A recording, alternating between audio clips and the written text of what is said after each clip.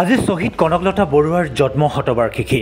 দেশৰ স্বাধীনতা আন্দোলনৰ শহীদ কনকলতা বৰুৱাৰ জন্মদিনাই ডিব্ৰুগড় সদৰ থানাৰ সন্মুখত উপেক্ষিত শহীদ কনকলতা বৰুৱাৰ উদ্যান।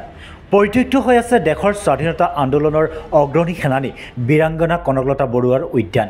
ডিব্ৰুগড় চহৰৰ মাজমজিয়াত অৱস্থিত বীৰাংগনা কনকলতা বৰুৱাৰ উদ্যানখন। ৰাজ্যজুৰি শহীদ কনকলতা বৰুৱাৰ শতবাৰ্ষিকী জন্মজয়ন্তী উদযাপনৰ মাজতে কনকলতাক পাহৰিলে ডিব্ৰুগড় পৌৰসভা কিংবা জিলা প্ৰশাসনে। অৱশেষত চহৰখনৰ থানা চাৰিআলিস্থিত কনকলতাৰ উদ্যানৰ শ্ৰমদান ডিব্ৰুগড় ছাত্ৰ সন্থাৰ। কনকলতা বৰুৱাৰ প্ৰতিমূৰ্তিত ডিব্ৰুগড় ছাত্ৰ সন্থাৰ নেতা কৰ্মীয়ে চলালে চাফাই অভিযান।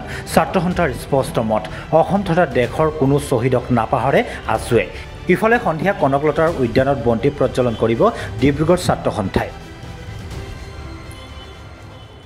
স্বাধীনতা আন্দোলনৰ এগৰাকী অসম শ্বহীদ, আমাৰ অসমীয়া জাতিৰ শক্তি, অসমীয়া জাতিৰ এগৰাকী নাৰী কনকলতা বৰুৱা ডাঙৰীয়ানী। তেখেত স্বাধীনতা আন্দোলনৰ সময়তে তেখেতে দেশৰ কাৰণে তেখেতে আত্মবলিদান দিছিলে আৰু সেই আত্মবলিদান দিয়াৰ পাছত আজি তেখেতৰ জন্মৰ পৰা বৰ্তমান আজি পৰ্যন্তলৈকে তেখেতৰ 100 সংখ্যক জন্ম জয়ন্তী হয়।